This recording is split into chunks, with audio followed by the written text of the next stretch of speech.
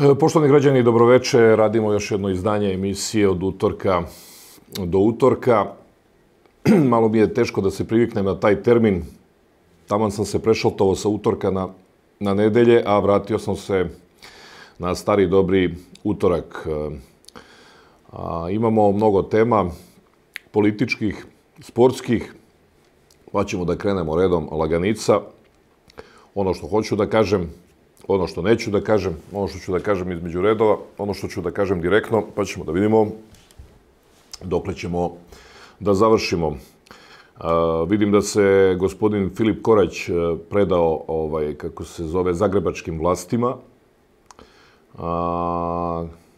On je škaljarac, predvodio je navijače Torcidu, goste iz Torcide pomešane sa Bugarima na južnoj tribini, pa su oni tada pobili sa Veljom Belivukom i tom ekipom koji su bili bliski Kavčanima, tako da je to bila škaljarsko-kavačka tuča na južnoj tribini, a škaljarci su bili oličeni u liku Koraća, koji doduše nije bio na stadionu, nego je valjda logistiku pružao, a učesnici su bili, ili je možda bio i sam, ne mogu da se setim, prerušen ili tako nešto, a učesnici su bili sa škaljarske strane pripadnici Torcide, koji su došli da pomognu škaljarcima, i Bugari. Bugari, pretpostavljam navijači Levskog ili CSKA ili tako nešto, a Kavčani su bili Velja i ova, kako se zove, ekipa. I naravno, kako se zove, naše policijske snage su se ozbiljno uplašile i preplašile takvih giganata, takve dve opasne ekipe. Naročito su pripadnici BIA bili zaplašeni, tako da se nije znalo od strane naše policije i BIA kako da ljudi reaguju, zato što su ih ovako moćni škaljarci i Kavčani zaplašili tada na stadionu, pa dok smo presabrali redove, onda smo morali, kako se zove, da reagujemo.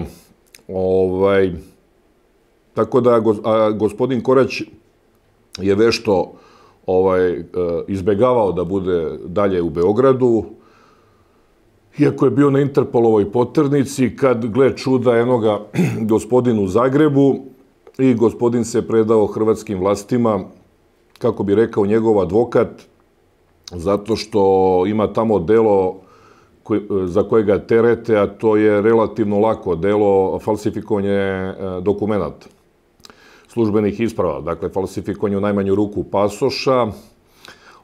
Doduše, ni to nije baš tako lako delo, zato što je predviđena kazna, širok je pojam, širok je dijapazon te kazne od 3 meseca do 5 godina.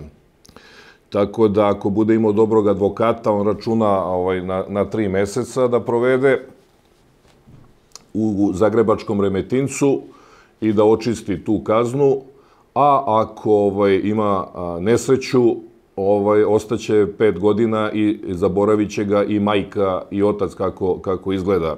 Iako je on misteriozan, taj gospodin Korać, i mi ne možemo nikako da ustanovimo njegovo lice duži niz godina, osim one dve fotografije gde više podsjeća na, da kažem, pokojnog Džeja Ramadanovskog, uz veliko poštovanje moje prema pokojnom Džeju, nego što podsjeća na nekog opasnog sa tim prezimenom po kome ja pamtim Radivoja Koraća. Dakle, teško da sam zapazio nekog drugog Koraća, i Žarka Koraća, profesora. Žarka i Radivoja znam kao Koraće. Ovo je treći Korać koji mi je ušao u uši, ušao mi je u bubnu opnu. U svakom slučaju, to sve što sam predao u Zagrebu i tako dalje, to opet ne znači ništa, to ne znači da ga mi dalje, jel tako, ne potražujemo. Crvena poternica i dalje mu važi za Republiku Srbiju.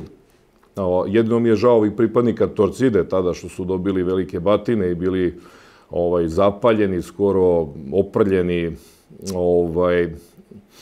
što su pohapšeni polugoli i tako dalje, proveli neko vreme u CZ-u,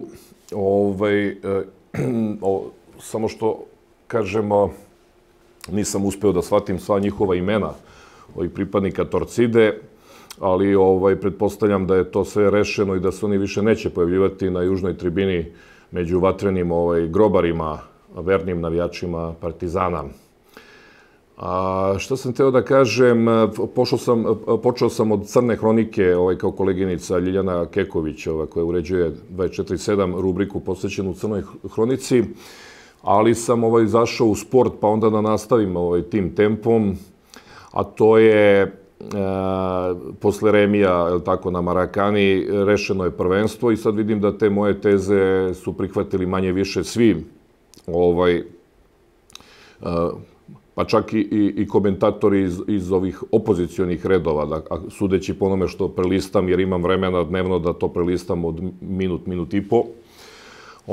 Tako da vidim da su na moju tezu došli, na moje stanovište, da je prvenstvo rešeno 0:0 u večitom derbiju. Ono što čini nepoštenim naš play-off, prvo, regularno se ne postiže samim play-offom i sa tih preostalih 7 utakmica, dakle tu se ne dobija nikakva regularnost. Mada nemam ništa protiv, ima neke draži i postoji vadilica za onoga ko je kiksno tokom prvenstva, dakle, pogotovo u tom odnosu Zvezda Partizan. Možda i nije tako loše da taj play-off potraje još neko vreme.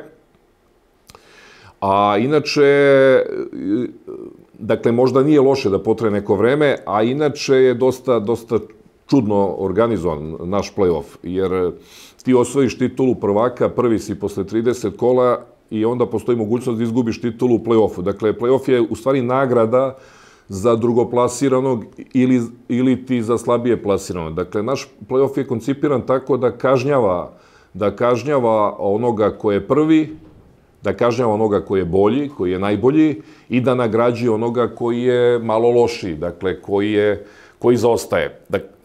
Prva nelogičnost tog našeg play-offa leži u tome, jer inače play-offovi u zapadnim zemljama su osnovani tako da ne narušavaju prvaka te zemlje, a da se u play-offu rešava pitanje ko izlazi u Evropu i ko ispada iz lige. I onda su tako osmislile stare fudbalske nacije, vrhunske stare fudbalske nacije, čuveni klubovi, ali imaju problem da ne spadaju u lige petice i onda su oni osmislili play-off da bi njihovo prvenstvo digli na značaju. I to su radili Grci, to su radili Švajcarci, to su radili Holanđani, Belgijanci i tako još poneko sa zapada, dakle čuveni klubovi koji imaju problem što im lige ne spadaju u ovih top 5.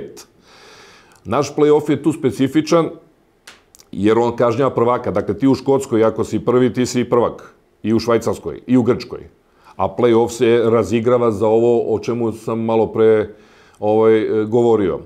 A da ti budeš prvak, da nisi prvak i da zavisiš od još jednog derbija, ti koji si 2 derbija faktički pobedio, znači u ovom slučaju Zvezda koja je pobedila Partizana 2:0 ubedljivo na Marakani i morala da pobedi tu utakmicu, Zvezda koja je igrala nerešeno protiv Partizana na 1:1, ti pružaš mogućnost Partizanu da on koji je ispustio prvo mesto i Zvezda koja je oba derbija nije izgubila i jedan derbi pobedila i Partizan ima poraz u derbiju, ti mu omogućavaš da značaj ima samo taj treći derbi. Što je potpuno nelogično. Dakle, ova 2 derbija padaju u vodu, a titula se odlučuje u tom trećem play-off derbiju. To je dosta nonsens. Zatim, taj derbi se igra odmah. Gde je logika da igraju odmah prvi i drugi? Ako se kreće u play-offu između 1. i 8. mesta, igraju valjda 1. i 7. pa 2. i 6. pa i tako dalje. Dakle, igraju 1. i 8. 2. i 7. 3. i 6. 4. i 5.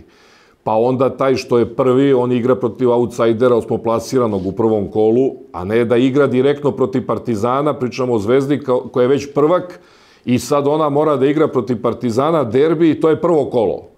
Iako Partizan pobedi na Marakani po sistemu velikih brojki, po Marfijevom zakonu, pošto je to treći uzastopni derbi, onda je Partizan prvak. Dakle, Zvezda je pošteno i tu odolela. S tim da su sumanuti zvezdini navijači tražili pobedu, pošto su videli 2-0 onda kad sam ja rekao, onda su pomislili da sad treba bude 3-0. Nema sada 3-0 zato što je druga vrsta opterećenja. Sada se čuva rezultat, odgovara i remi za titulu, igra se oprez. A ono prvo se igra va bank, juri se pobeda, jer samo pobeda te ostavlja u igri. Prema tome 2-0 je onda kad ja kažem da je 2-0, a ne kako se zove, kad to hoće navijači Zvezde iz ovih, kako se zove, ne racionalnih, nego iz sumanutih redova. Dakle, nema tada 2-0.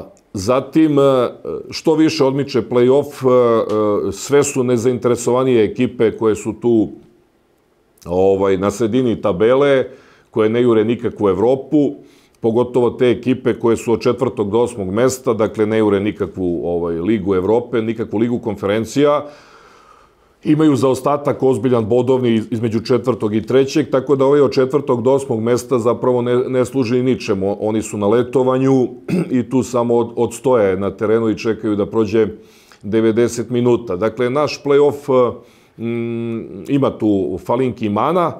Jedini što je plus, to je neizvesnost vezano za taj derbi, ključni derbi između Zvezde i Partizana, i to zbog male bodovne razlike, jer da je 15 bodova prednosti, gubi se smisao kompletnog play-offa. Sad je po prvi put posle 5 godina taj play-off imao značaj, zato što se ušlo u derbi odluke i bukvalno su imali isti broj bodova. Dakle, Zvezda je sva ta 3 derbija rešila u svoju korist na svoj način, odolela na JNA, pobedila na Marakani, odigla nerešeno na Marakani kad treba, to je bio remi kao pobeda, prema tome tu je rešeno prvenstvo.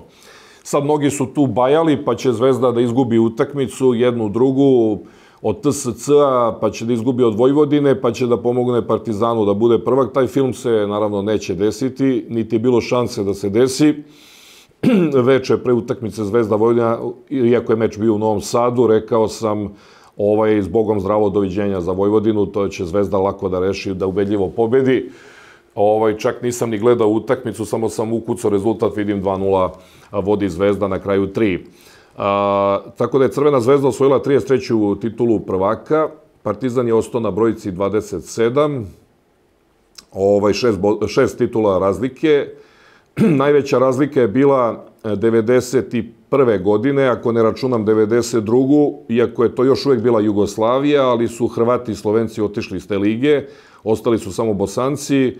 Dakle, 91. godina, uzmimo da je to granični kamen SFRJ Jugoslavija, a ako je to, kažemo, i 92. tad je odnos bio 18-11 u titulama, ako računamo 92. kažem 19-11, 8 titula razlike, to je bila najveća razlika među Zvezde i Partizana u istoriji u broju osvojenih titula prvaka. Sad je razlika, ako sam dobro izračunao, 6, 33 i 27 i polako se Zvezda približava toj magičnoj brojici od 8 titula razlike naspram Partizana i čvrsto sam uveren, skoro pa da sam ubeđen da će tako i biti. Partizan se bio opasno približio u broju titula u eri ovoga Dragana Đurića s onih 6 uzastopnih titula. Došao je bukvalno na 1 ili 2 titule razlike od Zvezde i to je bila prelomna tačka gde se Zvezda prenula. Pošto je ovo 5. uzastopna titula prvaka, ako ne računamo onu dodeljenu iz 46. godine, inače bi bila 6. ali ne možemo da spajamo 46. sa 2020. godinom. Ovo je 5. uzastopna titula, 18, 19, 20, 21 i sad 22. Dakle, Zvezda sledeće godine, ako osvoji titulu, izjednačila je rekord Partizana iz te Đurićeve ere i može da kidiše na nove rekorde ala Celtic ili Dinamo ili Šerif Moldavski, a to je da ide na 10 uzastopnih titula prvaka. Celtic nije to uspeo, imao je 9, Rangers isto 9, Rangers je prekinuo niz Celtica da ne bude ta 10. Bayern je osvojio 10 uzastopnu titulu, upropastio nemački fudbal, ali ušao u istoriju To je jedini klub iz Lige petice koji je osvojio 10 titula. Mislim da je Juventus isto stao na brojci 9. Tako da je Zvezda tek na tom putu. Dinamo je osvojio 10 uzastopnih titula u Hrvatskoj, ako ne i više, 11-12. Do Rijekine titula iz 2017. godine. Dinamo ima 12-13 titula uzastopnih prvaka Hrvatske. I sad je opet Dinamo prvak, zalud su se tamo nadali i vitlali torcidaši uzalud po Splitu. Uvek oni to tako dođu na korak i na kraju jenjava priča. Zašto jenjava priča? Dakle, oko Zvezde sam završio i Partizana. Zvezda ima šansu za 7. uzastopnu titulu, 6. pa 7. u narednom periodu. Vidjet ćemo kup. Kup je šansa da Partizan osvoji trofej, a Zvezda grozničavo želi da ponovi duplu krunu. Moj predlog je upravi Partizana, uvaženom gospodinu Vazuri i uvaženom gospodinu Vučeliću, da ostane Stanojević. Odlično radi. Dugo je bio prvi. U 3 derbija, uzmimo da je u 2 nadigrao Zvezdu, samo je jednom izgubio na nesreću. Ovo za malo nije pobedio, Terzić ga je upropastio s onom šansom. Zvezda je bila potpuno bez šanse na tom poslednjem play-off derbiju. Dugo je opstao u Evropi. Evo ga u polufinalu Kupa. Prošle godine igrao finale Kupa. Ubacio je mlade igrače u tim, Terzića i da ih tamo ne nabrajam. U svakom slučaju, evo ga Baždar, u svakom slučaju moj predlog uvaženom gospodinu Vazuri i uvaženom gospodinu Vučeliću jeste da Stanojević obavezno ostane u Partizanu i sledeću godinu i mislim da hitno treba da se s njim potpiše ugovor jer zaista momak odlično obavlja posao, savršeno radi i to je jako dobro i to je jako važno za Partizan i u narednom periodu. I ono što je tačno, ništa protiv toga ne bi imali ni zvezdini navijači. Tako da je to prava stvar. U jednom sportskom radniku, u jednom treneru je oličeno raspoloženje pozitivno, da kažem, obe navijačke grupe. Zvezdaši nemaju ništa protiv da ostane na klupi Partizana, a i Partizanovci nemaju ništa protiv jer zaista ovaj čovek odlično i pregalački radi, što se može videti i na kraju krajeva vidjet ćemo u finalu Kupa. Pretpostavlja se da je tu utakmica Zvezda-Partizan, ako Partizan pobedi Vojvodinu u polufinalu, pošto Zvezda neće imati nikakvog problema sa Novim Pazarom. Zašto sam sad završio sa srpskim fudbalom? Zašto prelazim na svetski fudbal, na gospodina Čeferina i gospodina, kako se zove onaj što predvodi FIFA-u, Infantino ili tako nekako, pa to je genijalno, pogotovo Čeferin i to društvo. Oni jure nameštene utakmice, ovde su spomenuli valjda Novi Pazar ili tako nešto. Imali smo zanimljivu utakmicu Srpske lige, gde je tek iz Velikih Crljana pobedio 7-5 Brski Zborče u utakmici za opstanak. Bio je vatromet golova, izveštavaju mediji. To je 3. liga naša. Međutim, zanimljivo je da Čeferin i društvo ne primećuju šta se dešava u evropskom fudbalu i svetskom fudbalu. Zadržat ću se na evropskom fudbalu koji je kompletno namešten. Dakle, sve lige su nameštene od glave do pete i sve utakmice u tim ligama u protekle 2 ili 3 nedelje, dakle na stotine utakmica. Ne postoji utakmica u kojoj nisam pogodio rezultat pre utakmice, naročito u razgovorima sa mojim prijateljem Milovanom Jovanovićem, koji je zaludan u Pragu, osim što je najbolji analitičar u jugoistočnoj Evropi i na Zapadnom Balkanu. I obično kad mi treba brza analiza političkih rezultata, bilo koje vrste, ja pozovem njega i on mi to sroči i pošalje momentalno u 20-30 poruka, pošto zna da ne treba mnogo da troši energiju i rečenice kad sam ja u pitanju, da ću ja to odmah iskenirati što pošalje. Dakle, najobavešteniji je naš analitičar bez ikakve konkurencije u zemlji, pošto ja nastupam u tim jutarnjim emisijama, vrlo često sam dosta ljudi i dosta uvaženih tu ljudi ima, međutim Milovan je tu van konkurencije. Isto tako, vezano za fudbalske rezultate, a i za ove neke druge analize, on od mene očekuje uvek prvoligašku informaciju i do sada ga nisam razočarao. Rekao sam u sve utakmice uoči tih utakmica šta će biti ishod. Dakle, ko će pobediti, nijednu nisam promašio. Prema tome, gospodin Čeferin bi trebao malo dobrati pažnju. Naprimjer, na utakmice holandskog prvenstva gde Ajax i PSV nameštaju sve pobede, gde se rivali sklanjaju i onda se ovdje izveštava kako Tadić daje volšebne golove, nikakve on volšebne golove ne daje, to je sve namešteno. Ajax ima svoje saveznike u holandskoj ligi i celo prvenstvo namešta i ovih posljednjih 10 kola nema greške da bi izdržao u borbi za titulu. To isto važi za PSV, ali ne može da isprati Ajaxove nameštaljke. I tu su pušteni golovi, to se vidi po kretnjama igrača, to se vidi po ponašanju protivničkih igrača i to je jasno kao dan što zna i sam kapiten Tadić. Prema tome tu da se ne zavaramo, da se ne lažemo. Onda pređimo na Englesku, gde Burnley namešta utakmice da ostane u ligi. Kad sam video par Watford-Burnley, Watford koji je ispao iz lige, znao sam da puštaju Burnleya 1-2.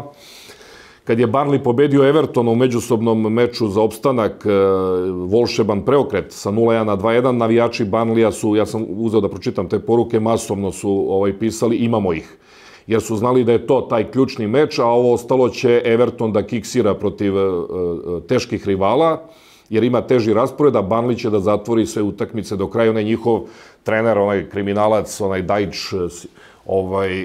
koji tu godinama upravlja tim klubom, preziva se Dajić ili Dajić, ima neko nemačko prezime, on se tamo zapati u Burnleyu i ovi ga održavaju u ligi, napravio je bratstvo jedinstvene odnose u Engleskoj.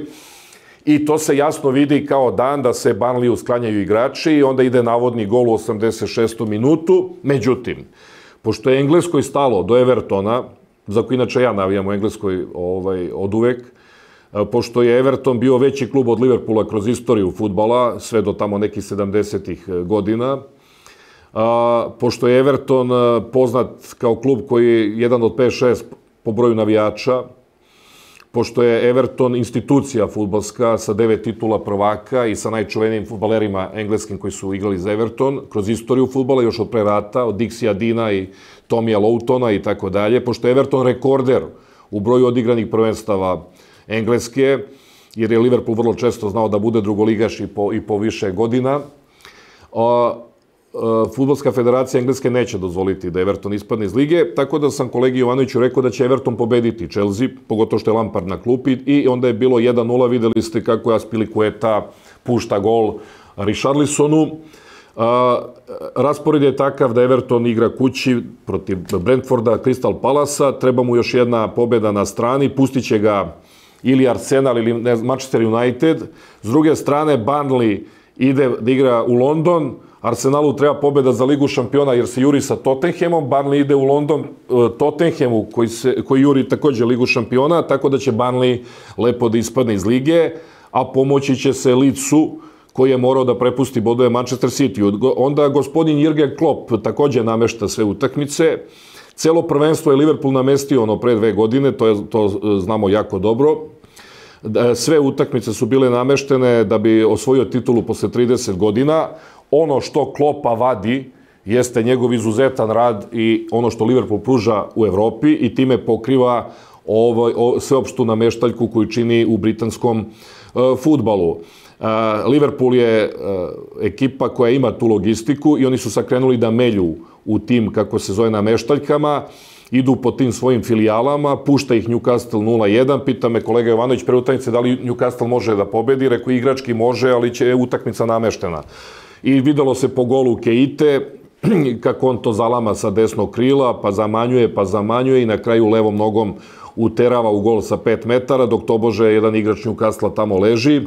I onda sudija ne proverava kao VAR da li je bio faul, nije ni bitno ni važno da li je bio faul, bitne su kretnje igrača Newcastle koji puštaju Keitu od desnog krila da se spušta tamo do 5 metara.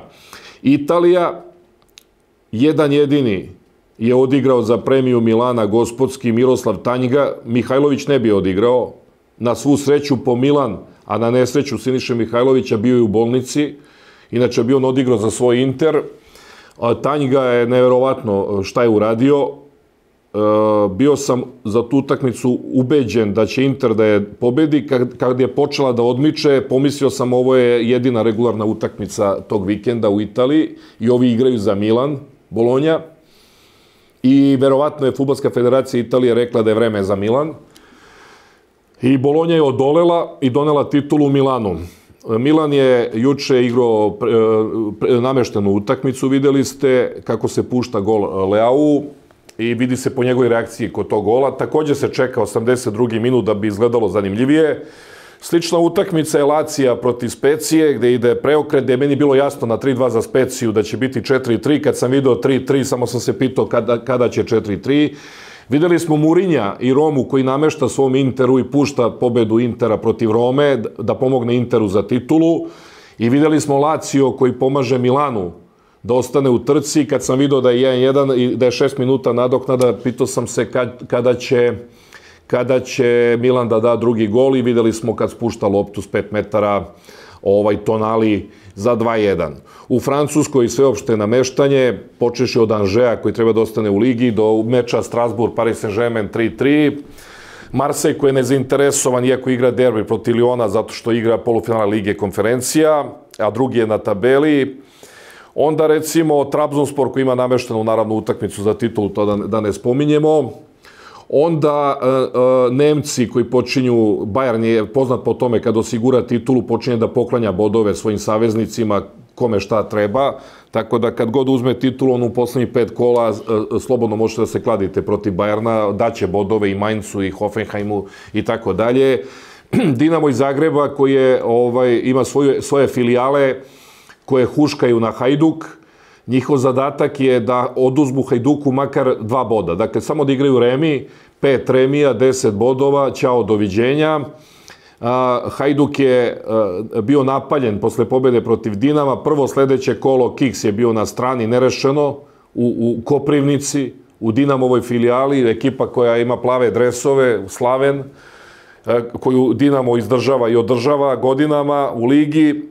Dakle, i to je kraj titule. Hajduk čim ode u Osijek, čim ode u Koprivnicu, nekada Varaždin, on nema šta da traži. Drugo, Hajduk ima rivalstvo sa Istranima, ima problem sa Rijekom i sa Istrom u Puli, pa i u Splitu.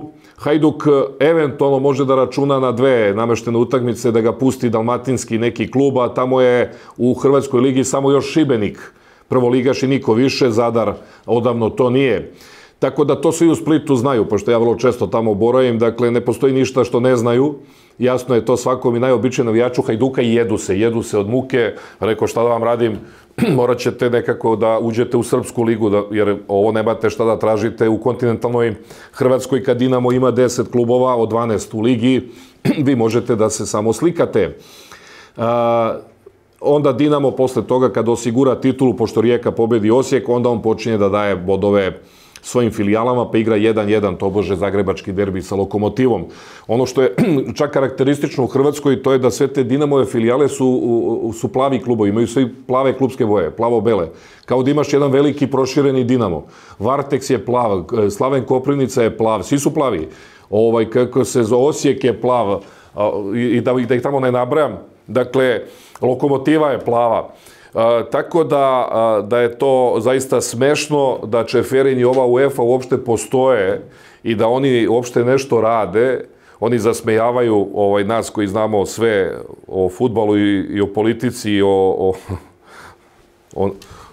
pravosuđu i o službama. Dakle, to je za nas šala komika šta se radi u evropskom fudbalu, za nas nekoliko analitičara zaista je komedija i šta sve piše na sportskim stranicama novina i šta sve moraju jadni sportski novinari da rade, šta sve moraju jadni komentatori da urlaju na lažne golove, da dižu atmosferu, da urliču, da foliraju, da lažu, mažu prilikom tih nameštenih utakmica u TV prenosima, da se dovijaju kako da prenose očigledno nameštenu utakmicu.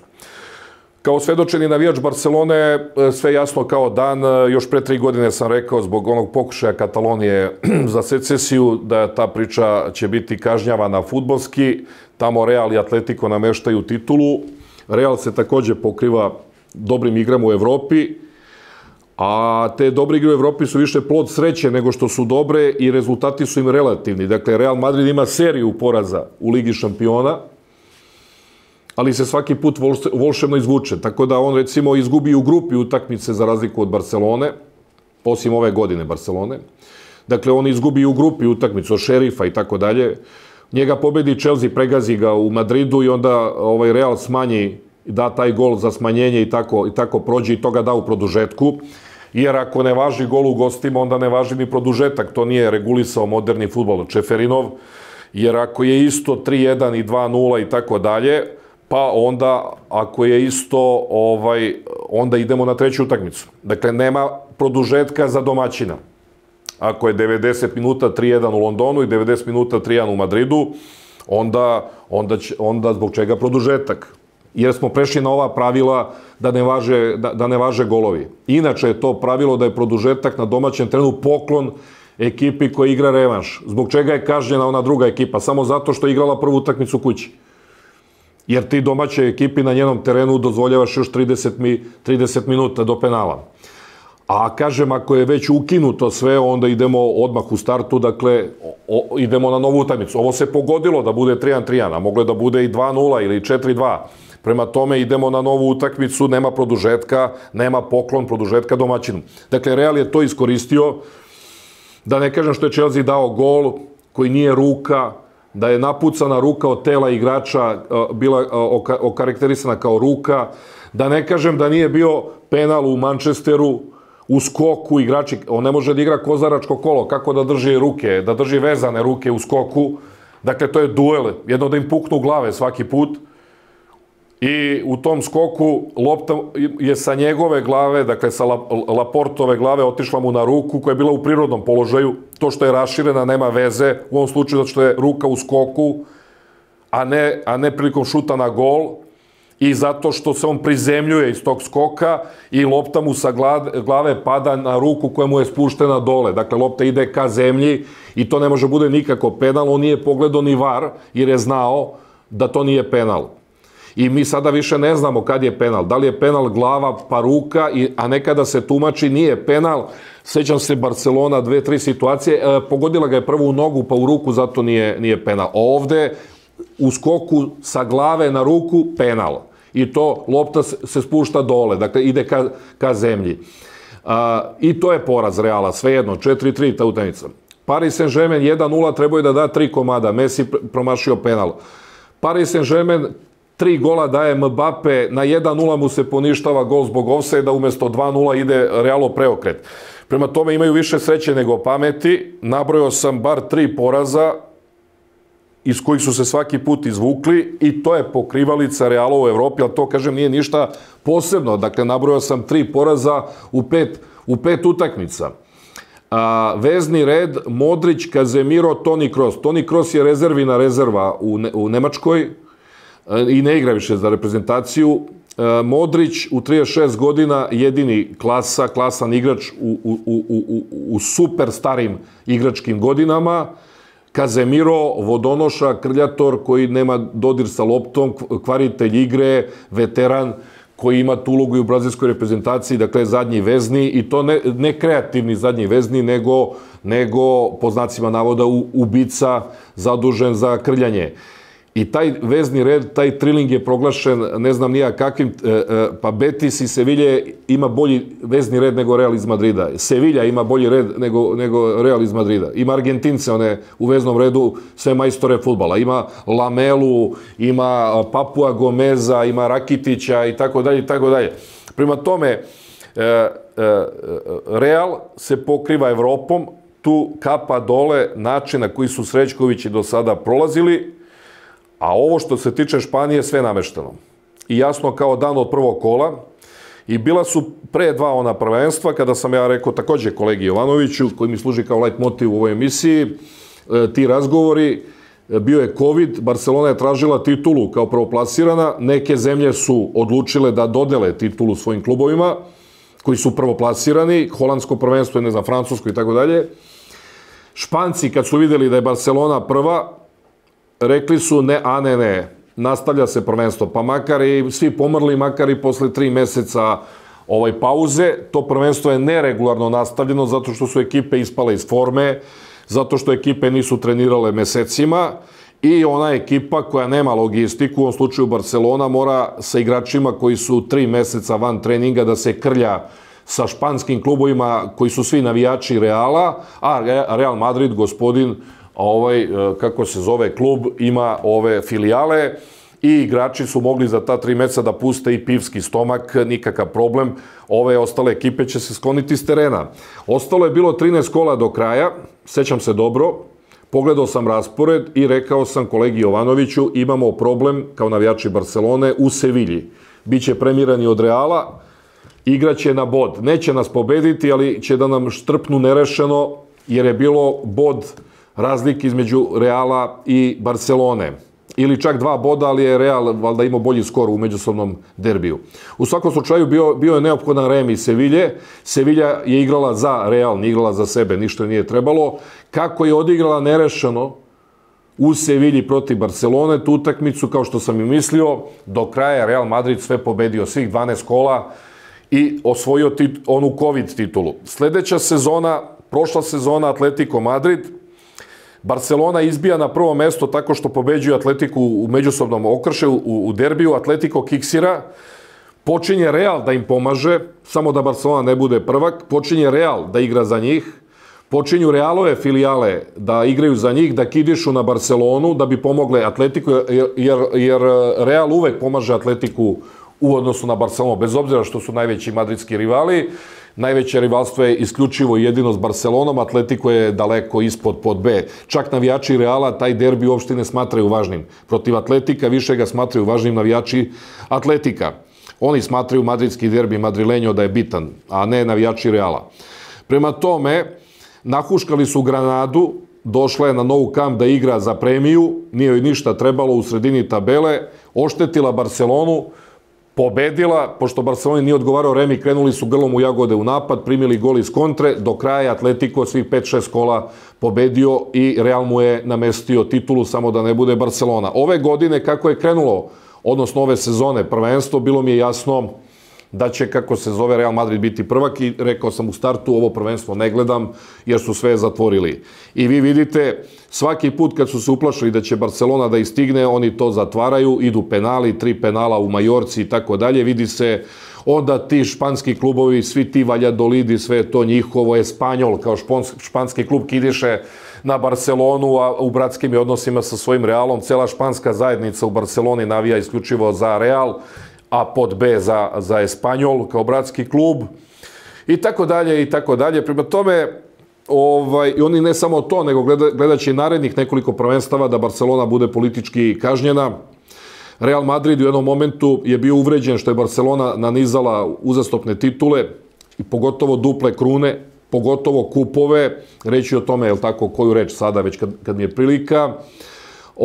I onda su rešili da uzmu nekoliko uzastopnih titula, kao što su uzeli za vreme, recimo, Lea Ben Hakera, 5-6 titula, nisu imali pojma, Barcelona ih tada tukla u derbima, razvaljivala, ništa nisu radili u Evropi, Leo Ben Haker, jedan od mafijaša evropskog fudbala, ali je to bilo 5 titula, ja sam ih gledao na Marakani kad ih je Zvezda zgazila 4-2, 3-0 poluvreme, Mrkela pogađa prečku, bilo bi 6-0 do 50. minuta i onda ide kazna 3-1, i posle toga ide nameštena utakmica u Madridu 4-2 da stignu tamo koliko ih treba 2-0, a prelazi Janković u Real iz Madrida.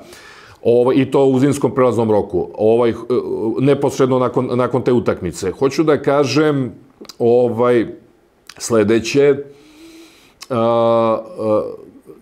kako Real namešta i šta im je problem. Njima je problem, oni su najtrofejniji što se tiče te Lige šampiona i Kupa šampiona, imaju 13 titula, Barcelona samo 5. Njihov problem je što je Barcelona najtrofejniji španski klub kad saberete sve trofeje i oni to gledaju da nivelišu, ne mogu da podnesu. Dakle, sad je trenutno odnos 72-67 u trofejima sa današnjim danom, sa ovom titulom. Real ima 35. titulu, ima 19 kupova, 12 super kupova, 1 Liga kup, to je 67.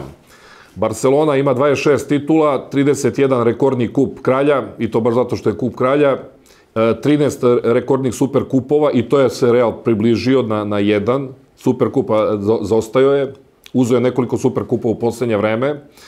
I Barcelona ima dva Liga Kupa Španije koje više ne postoje, a Real samo jedan. Dakle, u 4 segmenta od 5 najvećih španskih trofeja, u stvari u 3 segmenta od 4 najveća španska trofeja, Barcelona je trofejnija i ima 72 trofeja. Tako da Real mora da namesti ovu sledeću sezonu i onu tamo da bi prestigao Barcelonu, jer Barcelona na zvaničnom sajtu ima da je najtrofejniji španski klub u ukupnom zbiru najvećih španskih trofeja, ta 4 trofeja glavna. I još je ubedljivije ako računamo titulu i kup samo, bez ovih super kupova i Liga kupova, tu Barcelona ima još akutniju prednost. Drugo, Barcelona je prvi prvak Španije 29. godine, Real je znatno kasnije posto, 32. treći. Barcelona je bila trofejnija do 60. godina, imala više titula prvaka i Athletic Bilbao i Barcelona od Reala. Real je bio prosečan do 60. godina, bio je klub broj 3. Zatim, Barcelona je bila prvak posle rata 45. 48. 49. 52. treće, 6 titula imala, Real još nije osvojio nijednu posleratnu titulu, prvu je osvojio 54. godine.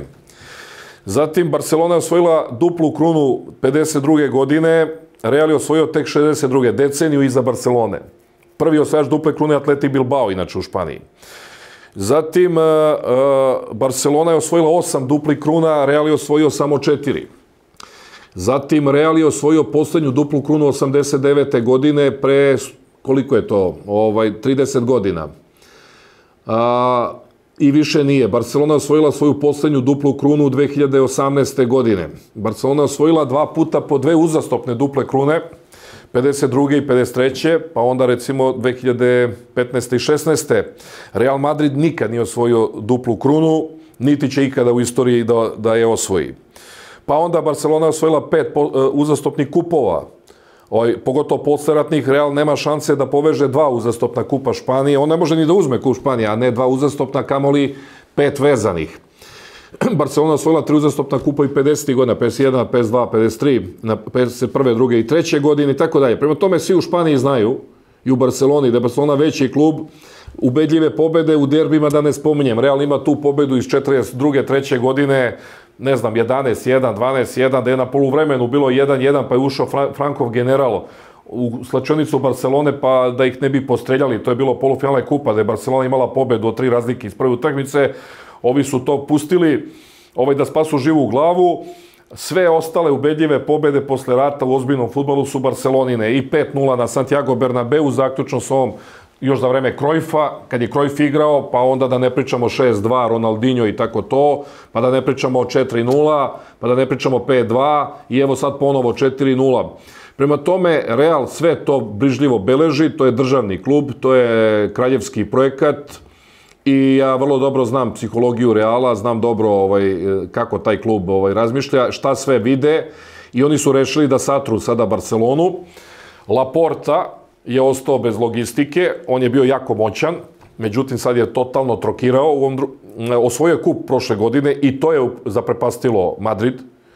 Dakle, to nisu očekivali, Messi se oprostio sa trofejom i to je bila ubedljiva pobeda 4-0 u finalu. Athletic Bilbao ne može niko da pobedi 4-0 u finalu osim Barcelone. Niko na svetu ne može pobedi Bilbao u finalnoj utakmici tako kao Barsa. I onda su rešili Laportu da osakate, onda je uzeo, da ne pričam i to što ih boli, duplu krunu u košarci i onda su rešili da ga osakate u ovom drugom mandatu. Ono što je zanimljivo to je da se on više bacio na biznis jer je to sve shvatio. On je inače lukav katalonski političar i sve mu je jasno kao na dlanu. Tako da je rešio da uzme 20-30 miliona evra pa je prodao karte navijačima Eintrachta računajući da će Eintracht da izgubi na Nou Campu i Vuk City ovce na broju. Tako da su navijači Barcelone izvisili za te karte. Te karte idu za velike utakmice, idu rezervacije na ime. Vi ne možete da dobijete kartu za veliku Barcelonu utakmicu, iako je najveći stadion u Evropi, od 99.000 Barcelonin stadion prima, jedan jedini u Evropi. Vi ne možete da nađete kartu za meč protiv Reala, za odlučujuće mečeve u španskom prvenstvu i za evropske utakmice koje su odlučujuće. Tu gde je potražnja 150.000 karata, vi ne možete da dođete do karte osim sa imenom, prezimenom, rezervacijom i preko veze u klubu. Dakle, ja sam neko koji je bio na bezbroj utakmica Barcelone velikih i čekala me ulaznica pod imenom i prezimenom. Prema tome, ti da od dozvoljenih do 5000 navijača, dakle 10% kapaciteta stadiona, u ovom slučaju to bi bilo 9000, 9900, to je što možeš da im daš do 5%, a ti možda odlučiš da im daš i 2%, pretvorilo se u 30.000. Dakle, 20.000 viška na stadionu pod imenom i prezimenom navijača Frankfurta. Za njih su karte bile očigledno 1000 evra, ako hoćeš poljubi ili ostavi je bio predlog. Dakle, 20.000 puta 1000 evra, to je 20 miliona evra i tu Laporta vrlo dobro zna da je on u tome učestvovao, da je on to naredio. I to se videlo po prvoj njegovoj izjavi, šatrovačkoj, a to je da će, prvi se oglasio, kao i uvek kada krivac radi, i da će se izvršiti interna revizija, provera u klubu, nikada nije izvršena, niti je bilo šanse da se radi. Bilo je jasno da je to laž. I pritom ni španska vlast neće reagovati. Oni imaju u Barceloni 2 policije. Katalonska policija, ona kontroliše ove dilere i sve to, a španska policija je zadužena za čuvanje poretka. I ona samo kad dobije nalog iz Madrida te klepi ako si političar i bacite u tamnicu 20 godina, ovo se ne mešaju. Dakle, ovo katalonska policija rukovodi, dakle, ona rukovodi nepočinstvima na lokalnom katalonskom nivou, dakle, lopovi, narkodileri, pronevere i tako dalje, to radi katalonska policija, a Madrid, savezna policija, te lovi samo ako si neprijatelj španske države. I sad, odlično, upao je u zamku, korumpiran, hteo da zaradi 20 miliona, zaradio, imamo ga i sad neće biti borben u narednom periodu, tako da mu neće potezati sudske procese. Katalonska policija neće raditi istragu zato što će on častiti i utaliti se, a španska policija neće raditi istragu zato što ga imaju i može da bude čak i pogodan, podoban u narednom periodu. Dakle, pričamo o Laporti. Tako da je Barcelona u neveseloj situaciji u narednih nekoliko sezona, a Xavi može da pravi i da gradi tim kako hoće. I još nešto, Barcelona je tim koja čini špansku reprezentaciju. Vi sada imate da Real nema nijednog reprezentativca, osim rezerviste Marka Asensija, povremeno, a da je okosnicu čini Barcelona. I iskusni igrači, Busquets je kapiten i Barcelona i Španije, i ovi mlađi igrači, Gavi, Fati, Nico Gonzalez, Pedri i tako dalje. Ponovo je Barcelona okosnica reprezentacije. Politika, namerno nisam, ostavio sam 10 minuta, namerno nisam teo previše, tu su stvari jasne i rekao sam dok ne vidim odluku vrha države, ja o tome nemam šta previše da komentarišem. Da vidimo kako će biti sastavljena vlada, da vidimo kako će biti sastavljena gradska uprava Beograda. Srpska napredna stranka će sastaviti obe vlade, i gradsku i republičku. Čekamo odluku predsednika Republike. On će se obratiti građanima na kraju ove nedelje. Zakonski rok je 60 dana od završetka izbornog procesa. Izborni proces je tek nedavno završen s obzirom na ova razna ponavljanja. Tako da nema razloga da se ja u to uopšte petljam. Petogodišnji mandat Vučić će upotrebiti za ulazak Srbije u Evropsku uniju, za pokušaj da Srbija bude nezavisna između dva bloka, između Amerike i Rusije, pokušaj da se digne standard i ekonomija građana. Za sada je Srbija prednjači na Balkanu, sustiže Hrvatsku i Sloveniju, koji su imali veliku foru, koji su u odnosu na sve, Hrvatska i Slovenija su bile najbogatije države postsocijalističke. Sa raspadom komunizma Hrvatska i Slovenija su bili broj 1 po standardu. Danas su na nivou Rumunije i Bugarske.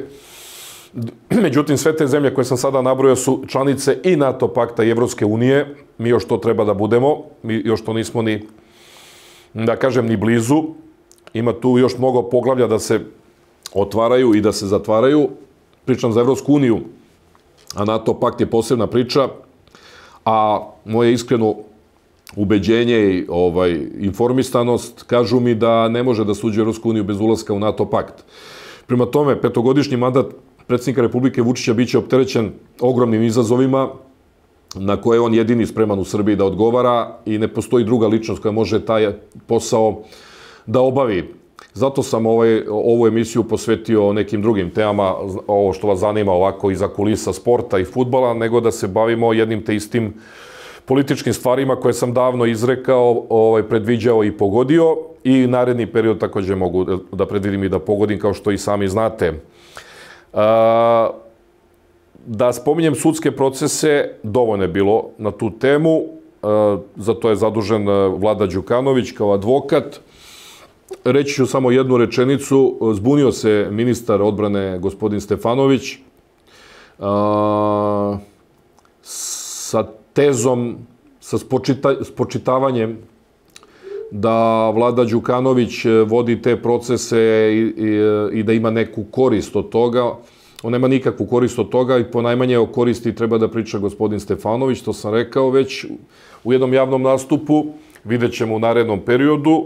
Drugo, pošto je rekao da Vlada Đukanović dobija, kako se zove, naručene sudske predmete, nije rekao od koga misli da su naručeni, jedino ako misli da država u kojoj on ministar odbrane, da ona naručuje te sudske predmete gospodinu Vladi Đukanoviću, a pitao bi ga šta je sa prvim predmetom, pošto je Vlada Đukanović bio advokat upravo bratu predsjednika Republike Andreju Vučiću, prilikom slučaja podmetanja afere Jovanjica porodici Vučić, gde je Andrej Vučić tužio Miki Aleksića za one izmišljotine koje je Miki iznosio i Miki Aleksić je izgubio na sudu i morao je da plati odštetu Andreju Vučiću za takve izrečene laži, ali šta je problem?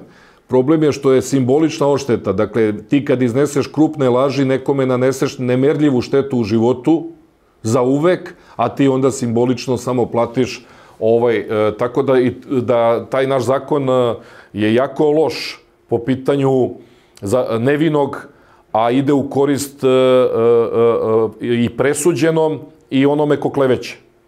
Dakle, za njega ne postoji zatvorska kazna, postoji simbolična novčana kazna, a on tebi naneo ljagu za ceo život. Dakle, gospodin Nebojša Stefanović je zaboravio i taj slučaj, a da ne pričamo kako se zove, odakle te aluzije su nastale, na koje se nadovezala opozicija i opozicioni mediji i vezivali su porodicu Vučić, predsjednika Republike, njegovog brata, za nekakvu Jovanjicu i za nekakvog Koluviju i tako dalje i tako dalje. Šta o tome zna gospodin Stefanović? A što se tiče suočavanja sa gospođom Hrkalović, to je osnovni sudski postupak, zato što tamo nema ništa napismeno, reč na reč. Dakle, ona kaže da je on njoj naređivao sve to, a on kaže da ona laže.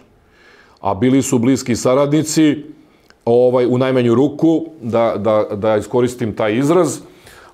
Tako da mislim da je osnovna logika suda da primeni metod sučeljavanja ili suočenja i vidjet ćemo da li će sud to prihvatiti. Dakle, to je bio predlog advokata Đukanovića kao osnovno sredstvo, kao abeceda advokatska u takvoj vrsti spora, a ovde nije reč o sporu, samo ovde je reč o teškom krivičnom delu i više krivičnih dela i ovde se radi o specijalnom tužilaštvu, dakle slučaj nije čak ni na višem sudu nego na specijalu. Prema tome, vidjet ćemo prilikom suočavanja šta će tu biti. Ja u ovom momentu neću da kažem šta mislim, neću da utičem na sudski postupak, iako apsolutno imam čvrsto ubeđenje i gotovo sam 100% siguran u činjenice i saznanja koja ja imam, ali, kažem, nikako to neću raditi dok je sudski postupak u toku, osim, kako se zove, ako me neko ne ovlasti da kako se zove, reagujem ili umešam se na ovu temu. Spoljna politika, vlada Crne Gore, to sam objašnjavao, probaću u 2 minuta. Amerikanci i Evropska unija su napravili vladu Crne Gore. Srbija nema pretenzije prema Crnoj Gori. Srbija jedino što radi to je da vodi brigu o srpskom narodu Crne Gore, građanima Crne Gore koji su Srbi.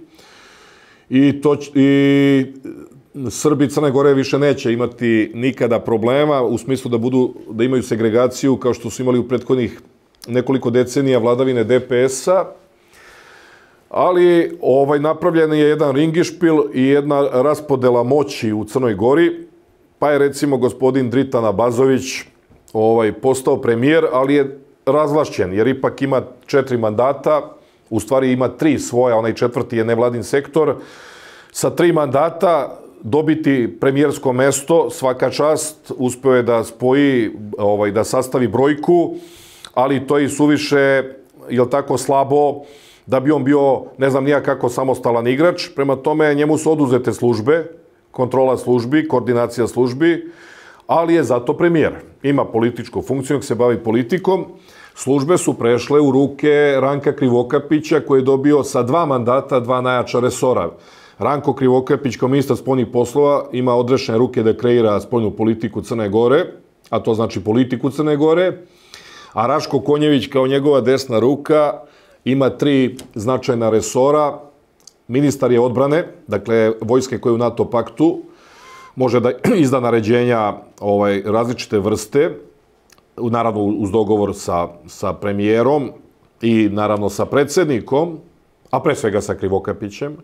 Zatim koordinator je svih službi, ono što je bio upravo Abazović, i potpredsjednike vlade. Prema tome, ne postoje jača mesta za nekoga koji ima samo 2 mandata kao što je SDP Crne Gore. Dakle, Ranko Krivokapić je apsolutno ispoštovan od strane zapadnog faktora za njegov trodecenijski rad koji je bio isključivo vezan za demokratiju, za prozapadnu politiku, prevedeno proameričku politiku, i on je obilato zato nagrađen. Izdržao je izlazak iz Milove vlasti i sada se vratio jači nego što je bio.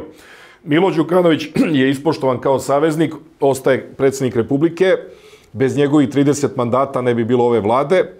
On se vratio na velika vrata u vlast, ali formalno ne obavlja funkcije ministra. Prema tome, ne može da ima svevlašće kao što je imao, ali je dobio veliki kolač i na kraju krajeva od njegovih glasova to zavisi. Međutim, ne zavisi ni od njegovih glasova, jer on ne može da kaže ne takvoj ponudi, a on opet očekuje da bude maksimalno ispoštovan za ovo što je dao glasove za novu vladu, što je dao 30 glasova, da mu se obnovi predsjednički mandat i u perspektivi da se vrati u vladu.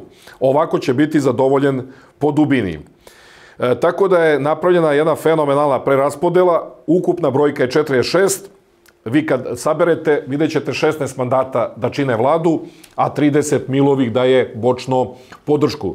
4 mandata Dritana Abazovića, 3 su URA, 1 je nezavisni nevladin sektor na toj listi, 3 mandata su Bošnjaci, tradicionalni saveznik DPS-a, dozvoljeno je da budu u svakoj vlasti, 2 su Albanci, takođe, tradicionalni saveznik DPS-a 4 i 5 je 9, 5 mandata je srpskih, da zadovolje srpske interese i da vode brigu o Srbima, to je SNP, Crne Gore, i takođe jedan dobar štos, jedna dobra igra, jer to je partija koju je formirao Milošević protiv Mila Đukanovića, to je Momir Bulatović i tako dalje. Na kraju su završili u pronatovskoj, prozapadnoj vladi, izašli su iz Demokratskog fronta koji ima